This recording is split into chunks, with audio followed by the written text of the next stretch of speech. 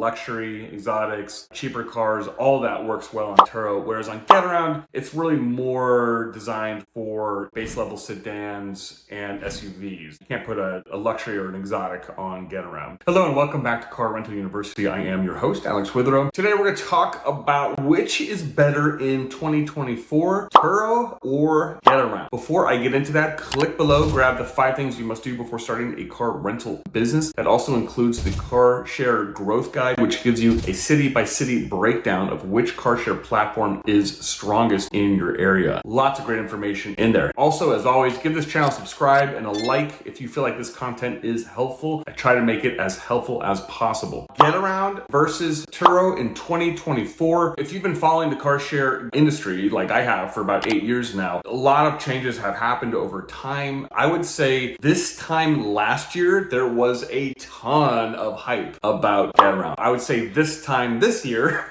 there's a lot less excitement about Getaround. There's a couple reasons for that. We'll start with Getaround and I'll just go through a list of pros and cons with each platform, and I'll give you my final recommendation at the end of this video on how to build your business using these two platforms. With Getaround, as always, the Connect system makes the handoff very easy with customers. I've always loved that about Getaround. People just go in, they unlock the car with the app, they get in, they drive, you just collect money. It's great. That is a really awesome thing about Getaround. When Getaround is hot and when it's doing well for you, it is the best. I think probably everyone's complaint about it is that it just is, they struggle with being consistent. The best way to keep that consistency in revenue growth and in revenue consistency is to keep it in a downtown area. If you're in one of the major markets in the United States, some of the strongest markets for Getaround, I would say, are San Francisco, Los Angeles, New York City, DC, Boston, and Chicago. Those are probably your best bets for Getaround around the country. So if you're in those areas, those downtown areas are super strong. And in the car share growth guide, I list the strongest Getaround areas in each city that are tier 1 or tier 2. More on that later. And they also have the Drive with Uber program. So the Drive with Uber program is basically scalping clients from the Hyrecar ecosystem after they acquired Hyrecar about a year ago. And really in that system, drivers can rent cars for Uber, they can take them, and they typically take them for a month or two at a time. So when a driver takes your car and from the Drive with Uber program, basically, within a month, you're usually making about $1,700 or $1,800 in revenue, which is fantastic. So it's a very lucrative system when you have the car on Drive with. When your car is in the Drive with Uber program, typically you are going to make some pretty good money with them. Now, if you're not sure which cities are eligible for the Drive with Uber program, you can just Google Getaround Drive with Uber eligible cities, and I'll give you a list right there. So some of the problems with Getaround, obviously the Connect install is a pain in the butt. It encumbers you from wanting to scale. If you have 100 cars that you want to put on, getting 100 installs on the Connect system is a lot. That's a lot of work, and it's a lot of time that you have to take all these cars to the shop. And if you ever want to uninstall the Connect system, that's the whole thing too. So the Connect system install is kind of a pain in the butt with the Getaround system. As a company, so obviously I was at Getaround's IPO in late 22. Since that time, Getaround has struggled as a company. The company itself has gone through mass layoffs in the last year. The account management team, which used to be a major strength of Getaround, has been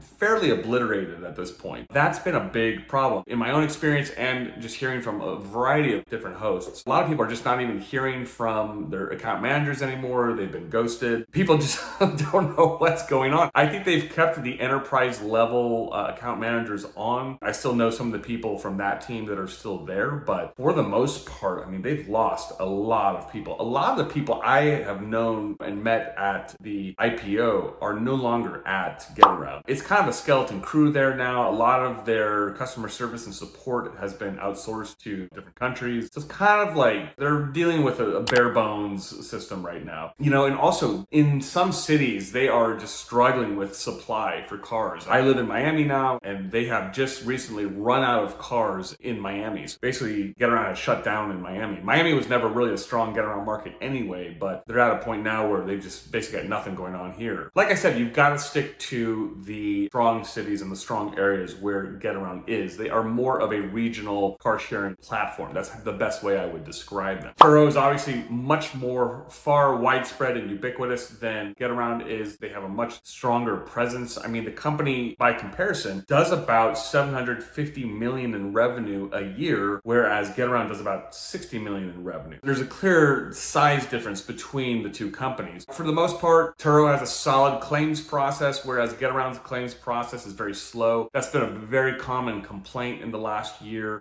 is how slow payouts have been coming from Getaround for different claims and totaled cars. Typically it takes around 4 or 5 months, which is a while. In the Turo system, you'll probably get your payout within a month or so. Turo has much better brand recognition than Getaround does. Probably about half the public knows who Turo is, whereas maybe 10% of the public knows who Getaround is. Turo, I would say, works pretty well in downtown areas as well as suburban areas. In terms of the clienteles between both companies, I would say Turo's clientele is probably a little more respectful and just takes good care of the cars. Getaround's clientele notoriously are big smokers.